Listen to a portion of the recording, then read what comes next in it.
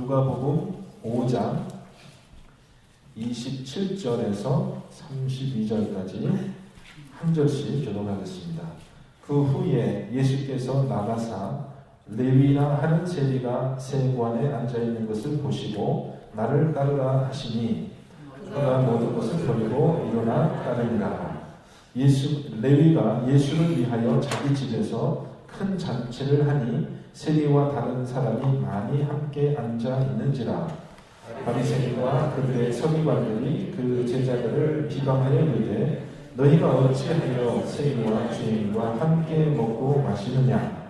예수께서 대답하여 이르시되 건강한 자에게는 의사가 쓸데없고 병든 자에게라야 쓸데있나니 내가 너희를 부르러 온 것이 아니요 죄인을 불러 회개시키러 왔노라. 아멘. 거기까지 말씀 보겠습니다. 오늘 말씀의 제목은 죄인을 부르러 오신 예수라는 제목입니다. 죄인을 부르러 오신 예수. 오늘 그 말씀은요, 세리 직업을 가지고 있던 레위라는 사람을 예수님께서 제자로 부르신 사건을 오늘 기록하고 있습니다. 이 사건이 마태복음 9장에도 나오는데요.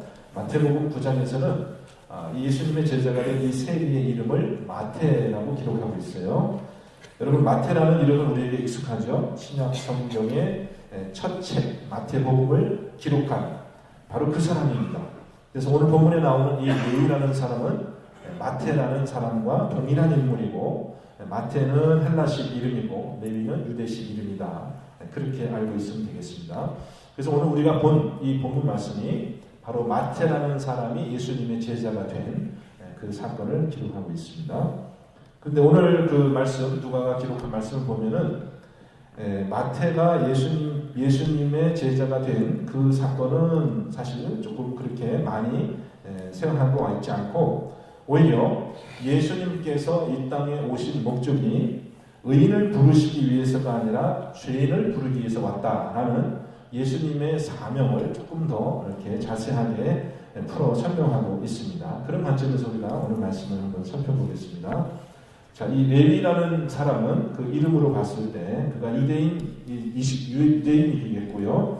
유대인 중에서도 우리가 잘 아는 레위 지파 사람일 것입니다. 그렇죠? 네, 그러면 이 레위 지파 사람들은 대대로 어떤 직업이 있었습니까? 레위 지파 사람들은 제사장의 직분을 감당하고 있었죠. 그래서 분명히 이 레위가 어떠한 그런 삶의 어떤 우여곡절을 가지고 이 세리가 되었는지는 모르겠지만, 어쨌든 이 레위는 제사장 직분의 그런 가면에서 아마 성장하고 자랐을 것입니다. 그래서 그는 아마 성경에도 정통했을 것이고요. 나중에 그가 마태복음을 기록할 정도로 그렇게 헬라 문화에도 박식하고 또 유대의 그 모든 관습과 여호와 하나님을 믿는 그 신앙적인 배경에서 이 사람이 성장했던 것을 알고 있어요. 그런데 이 사람이 유대인들이 가장 당시 유대인들이 경멸하고 뭐 죄인이다, 죄인과 세리는 거의 동의어였잖아요. 동의어. 그래서 뭐 세리와 창기같이 여기라 했을 정도로 그렇게 유대인들이 멸시하던 그런 직업을 가지게 된 것은 당시 상황에서 굉장히 큰 파격이었을 것입니다.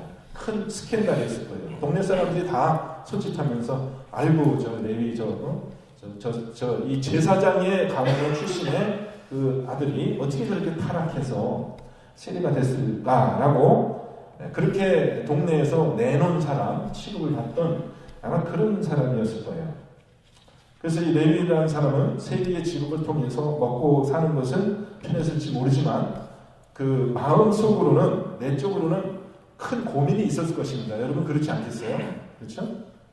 자기의 정체성의 혼란, 그렇죠? 내가 과연 누군가, 또 한편으로는 양심의 가책이라는 것도 있을 수 있고, 또 이 시대에 대한 불만, 내가 이렇게 살 수밖에 없는 상황에 대한 한탄, 그런 것들로 매일매일 고민하면서 살던 그런 사람이었고, 어쩌면 자기가 믿는 하나님을 향하여서 내가 왜 이렇게 살아야 됩니까? 라고 그렇게 하나님과 씨름하던 그런 사람이었을지도 모릅니다. 그런데 어느 날 예수라는 사람의 소문을 듣게 되었어요. 마침 자기가 살고 있는 이 갈릴리 지방에 그 예수님이 나타나셔서 여러 가지 가르침도 베풀고 또 병자도 고치는 이적도 행한다. 그래서 아마 그 예수님을 보기 위해서 몇 번 남모르게 그 집회에 참석하여서 예수님의 가르침도 듣고 또 그가 행하는 모든 일을 보고 했었다고 생각이 됩니다. 오늘 본문 말씀에 마치 예수님이 레위를 처음 만나자마자 너가 나를 따르라 하니까 예수님이 아니라 레위가 예수님을 쫓아간 것처럼 우리가 그렇게 오해할 수도 있는데, 사실 뭐 그렇게 자세한 기록은 없지만 당연히 레위는 예수님에 대한 소문을 익히 들어 알고 있었을 것이고, 제 생각으로는 여러 차례 예수님의 가르침을 이미 듣고 심사숙고할 시간이 있었을 거예요. 그래서 내가 지금 레위 그 제사장의 직분을 버리고 이 세관에 앉아서 내가 지금 이런 일을 하고 있는 이 모든 것들을 예수님의 가르침을 따라서 해석을 해볼 때는 내가 지금 제대로 살고 있는 것인지, 하나님이 나를 도대체 무엇으로 부르고 계시는지, 그런 것에 대해서 충분히 심사숙고하고 있던 때였고, 또 고민하고 있던 그런 때에 그런 어느 날이었어요. 그런 일상적인 그런 일과에 따라서 세관에 앉아서 이제 자기 일을 보고 있었는데, 예수님께서 나타나신 겁니다. 예수님께서 그 자기가 앉아 있는 그 길을 지나가시다가 레위를 보고서 하시는 말씀이 나를 따르라, 이렇게 자기를 부르신 겁니다. 근데 레위는 고민하지 않고 즉각적으로 그 자리에 일어나서 오늘 설교말씀에 따르면 모든 것을 뒤로 하고 모든 것을 버리고 예수님을 따랐다, 이렇게 되어 있어요.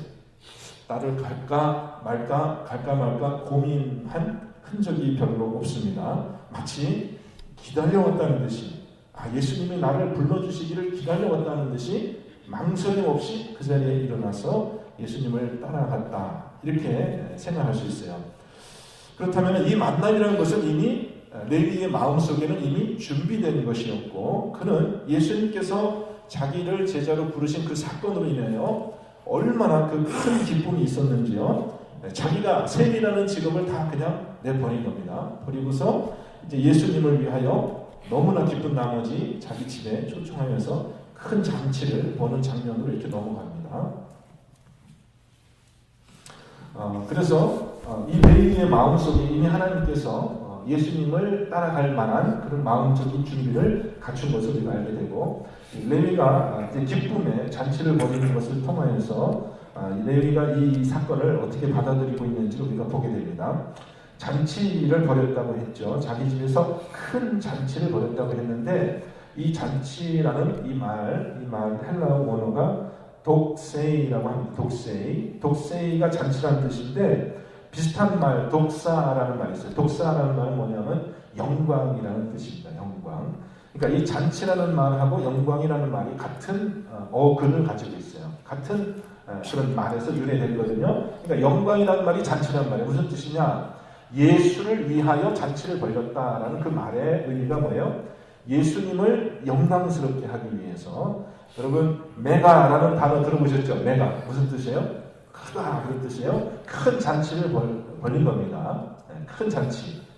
그러니까 잔치를 크게 벌려서 예수님을 영화롭게 하려는 그런 목적으로 연회를 벌였다는 것이죠. 그러니까 보통 잔치가 아니라 아주 예외적으로 그렇게 큰 잔치를 레위가 이제 베풀었습니다. 그래서 레위의 마음을 알 수 있어요. 레위가 지금 얼마나 예수님이 자기를 부르신 사건을 기뻐했는지를 알 수 있고요. 그 집에 큰 기쁨이 있습니다. 여러분, 지금 이 레위가 예수님을 자기 집으로 영접했잖아요. 영접. 우리가 흔히 외우는 말씀이 있습니다. 영접하는 자, 곧 그 이름을 믿는 자들에게는 하나님의 자녀가 되는 권세를 주셨으니. 요한복음 1장 12절 말씀. 여러분 이거 외우시죠? 그죠? 요한복음 1장 12절 말씀. 영접하는 것이 곧 믿는 것이에요. 그죠? 영접하는 자, 곧 그 이름을 믿는 자들에게는, 거꾸로 말하면요, 믿는 자들은 영접하게 돼요. 그죠? 지금 레위가 왜 예수님을 자기 집으로 영접하겠어요? 예수님을 믿게 되었으니까. 여러분, 믿지 않는 사람은 영접하지 않는 것이고요, 영접하는 사람은 믿는 것입니다. 이것이 우리가 사실은 예수님을 믿는다는 말의 뜻의 의미예요. 예수님을 믿는 사람은 예수님을 영접하고, 여러분 레위의 기쁨을 여러분 좀 느끼시겠어요? 여러분 우리도 어떤 사람을 반갑게 집으로 영접할 때가 있잖아요. 누구를 영접하는가? 그죠?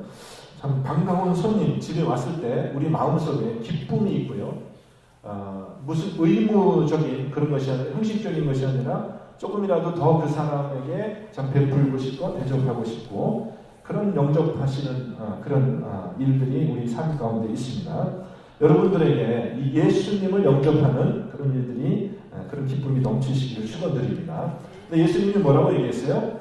나를 영접하는 자는 나를 보내신 하나님을 영접하는 것이고 또 내가 보낸 자, 나의 제자를 내 이름으로 영접하는 자는 곧 나를 영접하는 것이라 그랬어요. 요즘에는 우리가 영접하는 그 기쁨이 예수님을 우리가 직접 이렇게 몸으로 대할 수는 없지만 우리 성도가 서로를 기쁨의 잔치에 초대하는 것, 이것이 바로 예수님을 영접하는 것과 다름이 없다는 것입니다.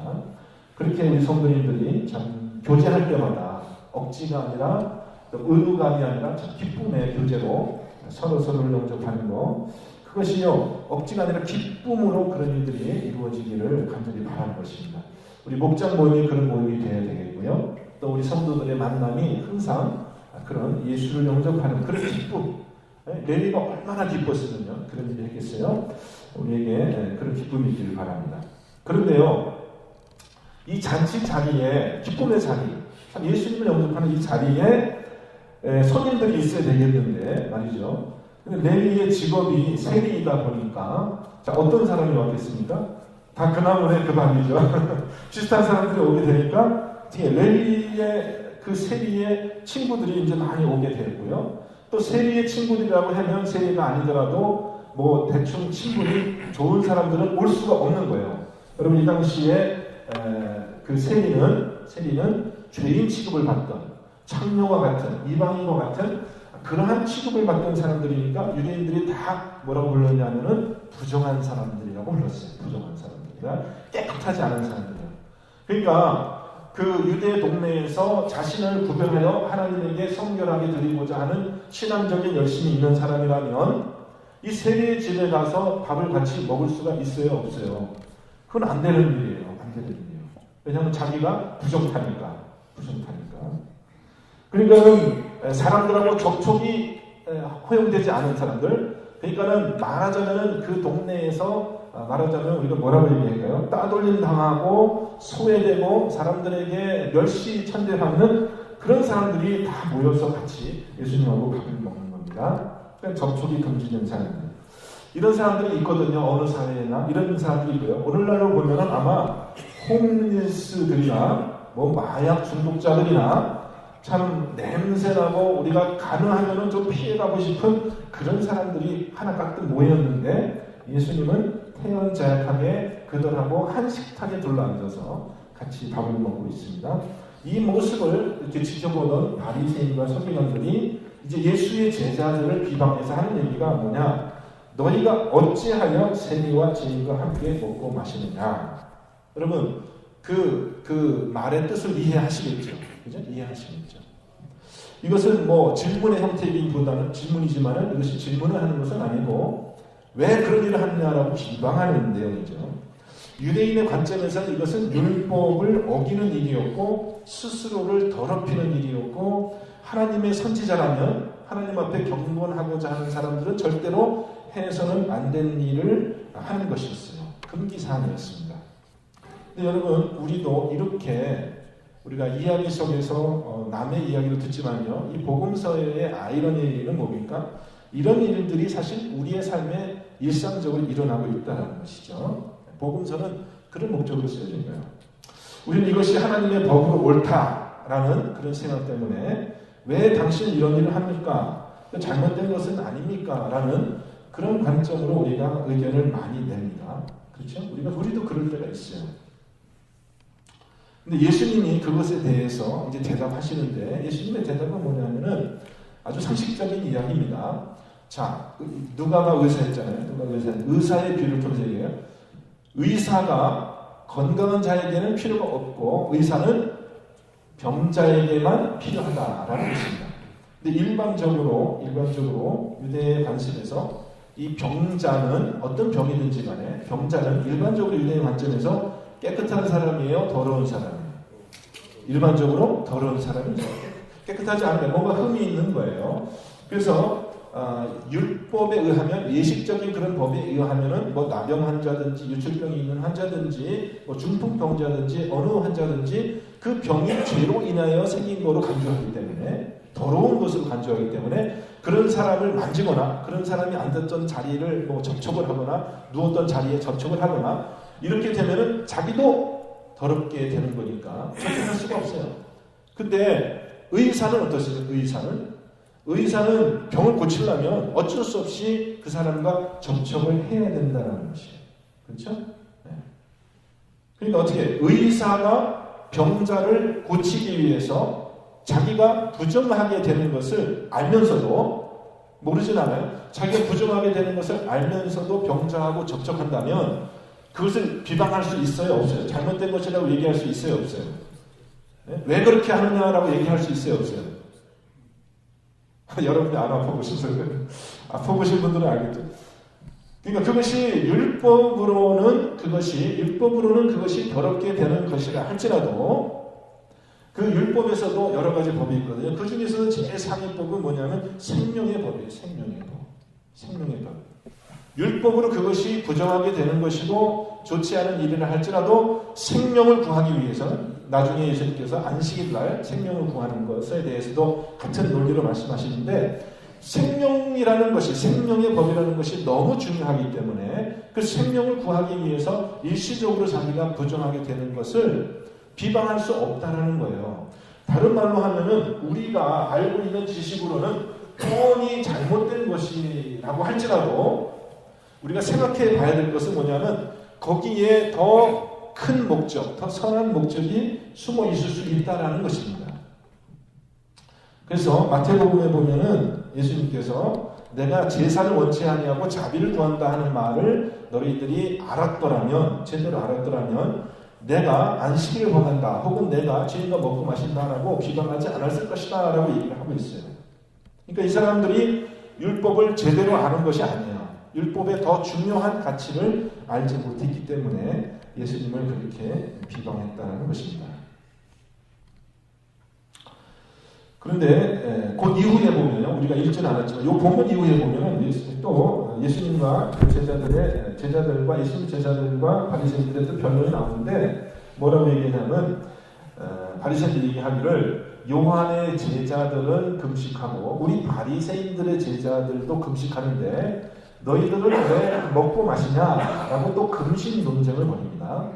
지금 레위 집에서는 어떤 논쟁이 있었냐면 왜 죄인과 함께 먹느냐라는 그 논쟁이었고요. 이어지는 논쟁은 뭐냐면 왜 금식하지 않고 왜 먹느냐 이렇게 얘기해요. 자기들은 꼬박꼬박 금식하거든요. 일주일에 2번씩. 그 요한의 제자들도 금식하고 근데 왜 너희들은 이렇게 먹고 마시는 것을 좋아하느냐라고 또 예수님을 비방하고 따지는 그런 일이 생겨납니다. 그에 대해서 예수님이 뭐라고 얘기하냐면요. 뭐라고 대답을 하시냐면은 누가복음 7장으로 넘어가서 이렇게 대답하시는데요. 비유하건대 아이들이 장터에 앉아 서로 불러 이르되 우리가 너희를 향하여 피리를 불어도 너희가 춤추지 않고 우리가 곡하여도 너희가 물지 아니하였다. 이렇게 얘기합니다. 예수님이 무슨 뜻을 얘기하냐면은 너희가 나를 비방하는 그 동기가 뭐냐? 건전하게 정말 하나님을 경외하는 마음으로 잘잘못을 따지는 것이 아니라 사실은 너희들이 나를 미워하기 때문에 내가 하는 행동에 대해서 이렇게 해도 비방하는 것이고 이렇게 해도 비방하는 것이라는 거예요. 지금은 왜 너 먹고 마시냐라고 나를 비방하고 있지만 내가 만약에 금식하면은 왜 또 금식하느냐라고 따질 것이 분명하다는 것입니다. 그걸 어떻게 얘기하냐면 어떻게 해요? 잔치집에서 장터에 앉아서 막 피리를 불어도 춤을 추지 않는 거예요. 막 기쁘게 지금 우리가 먹고 마시자. 혼인집이니까요. 잔치집이니까. 그래도 춤을 추지 않고 가만히 있어요. 그러다가 또 거꾸로 이제는 또 슬픈 일이 생겨가지고 이제 곡을 합니다. 이제 초상집이 돼가지고 곡을 하니까 또 그때는 슬퍼하지도 않고 또 가만히 있는 거예요. 이게 뭐냐? 요한이 와가지고 회개하라 하면서 금식하자 그랬을 때는 미쳤다고 그러고 금식 안 하고 있다가 또 예수님이 와서 이제는 먹고 마시자, 기쁠 때다 먹고 마시자 하니까 또 그때는 왜 또 먹고 마시냐 그러면서 또 엉뚱한 반응을 하는 거예요. 이 사람들은 사실은 이렇게 해도 싫다고 그러고 저렇게 해도 싫다고 그러고 그냥 싫은 거예요. 그냥 예수가 싫은 거예요. 여러분, 이 유대인들의 허점은 무엇이냐면은 예수님이 죄인들과 접촉하는 그 자체에 어떠한 그 잘못이 있어서 비방하는 것이 아니라 예수님 자체가 싫기 때문에 그것을 가지고 그냥 나쁜 사람이라고 비방하는 겁니다. 그리고 또 예수님이 반대로 행동을 하면 또 그것도 비방하는 거예요. 그리고 예수님이 왜 그런 행동을 하는지에 대해서 이해하려고 하지 않습니다. 아예 들으려고 하지 않습니다. 어차피 비방하는 것이 목적이기 때문에 설명을 듣고 싶지도 않고 이해하려고 하지도 않아요. 무조건 비방하는 겁니다. 근데 사실 예수님은 역설적인 얘기를 하는 거죠. 예수님은 의사의 비유를 얘기하면서 내가 의인을 부르러 온 것이 아니라 죄인을 부르러 왔다. 그렇게 얘기합니다. 그러니까 이 앞에 이제 누가가 쭉 예수님의 사역을 이제 쭉 중풍병자를 일으키고 문둥병자를 깨끗하게 하고 또 죄 사함을 선포하고 그러한 이제 예수님의 이적을 쭉 설명하고 있거든요. 그렇게 보면은 지금 예수님의 사역은 이 세상의 죄의 문제를 해결하기 위해서 이 땅에 오셨는데 그러기 위해서 예수님은 죄인들과 가까이 할 수밖에 없는 거예요. 죄인들을 죄가 좋아서 가까이 하는 것이 아니라 그 죄의 전가대에서 부정하는 것이 좋아서 가까이 하는 것이 아니라 그 죄인들을 회개케 하기 위해서 예수님이 가까이 하신다는 겁니다. 그렇다면 오히려 그것을 감사하게 생각해야 될 텐데 지금 유대인들은 자신들이 깨끗하다라고 생각하고 그리고 레위나 이 세인들과 다르게 자신들은 더 도덕적으로 더 하나님 앞에서 올바르다 생각했기 때문에 그런 잣대를 가지고 예수님을 비방하고 그렇게 됐다는 것이죠. 근데 역설적으로 예수님은 무엇을 얘기하고 있냐? 나는 의인을 부르러 온 것이 아니라 죄인을 불러서 회개케 하려고 고쳐주기 위해서 그들의 삶을 변화시키기 위해서 왔다 이렇게 얘기해요. 그 예수님의 사역에서 지금 이 유대인들은 떨어져 있는 겁니다. 멀어져 있는 겁니다. 이것이 사실 역설이에요. 예수님 앞에서 진짜 고침을 받아야 될 중풍병자, 진짜 고침을 받아야 될 나병 환자, 진짜 고침을 받아야 할 진짜 죄인들은 누구냐? 바로 그 유대인들과 바리새인들이에요. 서기관들이에요. 그들이야말로 진짜 예수님께 고침을 받아야 될 필요가 있는 사람들인데 그들은 예수님의 사역에서 완전히 멀어져 있고 대신에 세상 사람들에게 손가락질 받는 그 사람들이 오히려 예수님에게 가까이 그렇게 예수님의 그 복음의 그 기쁨을 누리고 있다는 것입니다. 그러니까 예수님의 이 사역을 보면서 우리는 깨달아야 되겠죠. 참 감사하고 기뻐해요. 우리가 예수님을 영접한다라는 것이 그런 뜻이에요. 예수님을 영접한다라는 말, 영접하는 자, 곧 믿는 자들에게는 그 뭐예요? 예수님을 영접하기 위해서 내가 먼저 죄인이 되었다는 것이고 예수님이 죄인의 친구셨던 것처럼 나도 난 저런 사람들하고 상대 아내가 아니라 나도 죄인의 친구가 되어질 수 있고 한 자리에서 먹고 마실 수 있는 그런 태도가 우리에게 생겨나고 있잖아요. 그것이 바로 회개한 것입니다. 그것이 예수님을 영접한 거예요. 예수님이 그렇게 얘기했거든요. 이 적은 자 한 자를 영접하는 자는 곧 나를 영접하는 것이다. 여러분, 세상에서 따돌림 받은 사람들은 예수님이 자기 친구 되어주시니까 좋아했죠. 근데 바리새인들은 예수님을 미워했습니다.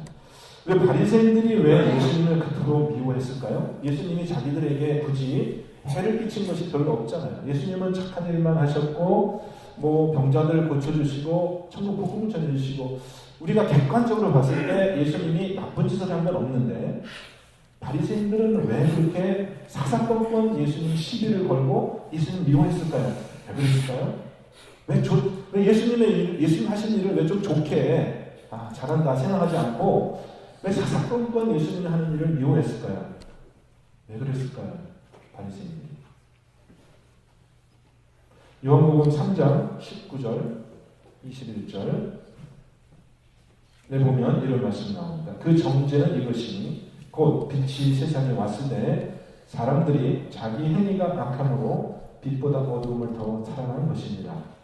악을 행하는 자마다 빛을 미워하여 빛으로 오지 아니하느니 이는 그 행위가 드러날까 하니요 지른 일을 따르는 자는 빛으로 오나니 이는 그 행위가 하나님 안에서 행한 것임을 나타내려 합니다. 여러분 우리들의 마음 속에는 혹 우리의 행위가 드러날까 두려워하는 마음이 있다는 거예요. 나의 행위가 드러날까. 그러니까 어둠이 빛을 두려워하는 것처럼 우리가 빛 앞에 나가기를 두려워하는 마음이 있어요. 이건 모든 죄인의 마음 속에 그런 게 있어요. 내가 이게 혹시 잘못한 게 드러날까? 그런 게 있습니다. 근데 세리에게는 그런 두려움이 없어요. 세리에게는. 죄인에게는, 창녀에게는 두려움이 없어요. 창녀는 부끄러움이 없더라고요. 부끄러워해야 되는데 부끄러움이 없어요. 오히려 자랑해. 그죠? 우리가 생각할 때는 죄를 많이 지은 사람들이니까 스스로 부끄러워하고 자기들을 가려야 될 것 같은데 오히려 그 사람들은 부끄러움이 없어요. 홈리스들 부끄러움이 없어요. 별로 창피하게 자기들을 창피하게 생각하지 않아요. 별로. 누구를 만나도 반갑대. 다 좋대. 왜 그럴까요, 여러분? 왜 그럴까요? 자기들이 죄 지은 것을 몰라서 그럴까요? 그런 게 아니에요. 이미 포기한 겁니다. 이미 나는 그런 사람이다라고 스스로 자기를 포기한 겁니다. 그래서 이미 드러나 있기 때문에 충분히 드러나 있고 자기가 충분히 나쁜 사람이 됐기 때문에 그거 드러날까 두려워하는 마음이 없는 거예요. 여러분 혹시 우리에게 그런 두려움이 있는지 우리가 좀 생각해 봐야 되겠습니다. 우리의 죄인됨을 인정하지 않고 자꾸 내 행위를 감추면은 그것이 나에게 어떤 행동으로 나타나냐면요. 예수님을 미워하는 행동으로 나타나요. 예수님 미워할 수밖에 없어요. 예수님은 죄인의 친구라고 했거든요. 죄인의 친구라고 했거든요. 예수님이 가까이 오시는데 그것이 나에게 위협이 되고 두려움이 되는 거예요. 예수님 가까이 하면은 나의 모든 죄가 드러날까. 그래서 여러분 우리는 다 너나 나나 할 것 없이 다 죄인이잖아요. 감춰진 죄이냐 드러난 죄이냐 그 차이밖에 없어요. 요즘 한국에서 신학 교수고 목사님 어떤 분이 참 말하기도 참 끔찍한 그런 죄를 저질러서 뉴스거리가 되고 있는데 우리가 참 그런 사건을 보면서 어떻게 사람이 저렇게 나쁜 일을 할 수 있나 이렇게 생각하잖아요. 참 천인공노할 그런 일이다. 그렇게 우리가 생각한단 말이에요. 근데 여러분 우리는 다 하나님의 죄인인데 우리는 얼마나 나쁜 죄입니까? 내 자신이 얼마나 나쁜가? 그 사람과 비교해서 내가 정말 더 이롭다고 할 수 있나? 조금이라도 내가 하나님 앞에 더 나은 사람이라고 할 수 있나? 감춰져 있는 죄와 드러난 죄, 우리가 감히 행하지 못한 것, 두려워서 행하지 못한 죄와 실행한 죄의 차이일 뿐이지 정말 우리는 하나님 앞에서 우리 자신을 비춰볼 때는 하나님의 은혜 없이는 단 한순간도 설 수 없는 사람이다라는 것이에요.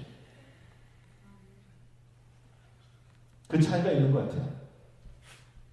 근데 예수님께서 바로 그러한 사람의 친구가 되어주시기 위해서 그러한 사람을 불러서 회개시키기 위해서 이 땅에 오셨다라는 것입니다. 여러분 예수의 친구, 예수님의 친구는 회개할 것이 없는 의인이 아니라 예수님은 죄인의 친구가 되어주시기 위해서 우리를 고쳐주시기 위해서 이 땅에 오셨다는 것입니다. 저는 여러분께서 다 예수님의 친구가 되시기를 주님의 이름으로 축원드립니다. 그리고 서로의 친구가 되기를 바라요. 서로서로요. 미워하는 것이 아니라 다른 사람의 죄를 지적하고 드러내는 것이 아니라 서로서로 나도 그런 사람이고 나도 하나님의 앞에 설 수 없는 그 죄인인 것을 서로서로 고백하며 정말 이 레위가 예수님을 맞아들여서 기쁨으로 그렇게 영접하고 기뻐했던 것처럼 얼마나 기뻐했어요, 레위가.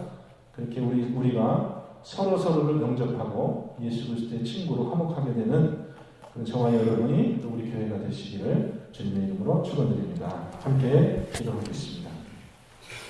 하나님, 지금 이 순간에도 저희의 심령 속에는 정말 예수님을 싫어하며 예수님과 함께하기 싫어하는 그런 마음이 있을지라도 주님, 이 시간 저희들이 믿음으로 담대하게 고백합니다. 주님 오셔서 저희 마음을 고쳐주시고 정말 의인을 부르러 온 것이 아니라 죄인을 부르러 오신 그 예수님을 우리가 친구로 맞아들이는 영접하는 자 되게 하여 주옵소서. 이 시간 기도할 때 하나님께서 성령으로 역사하여 주셔서 우리의 심령에 참다운 회개가 일어나기를 간절히 소원합니다. 예수 그리스도 이름으로 기도합니다. 아멘.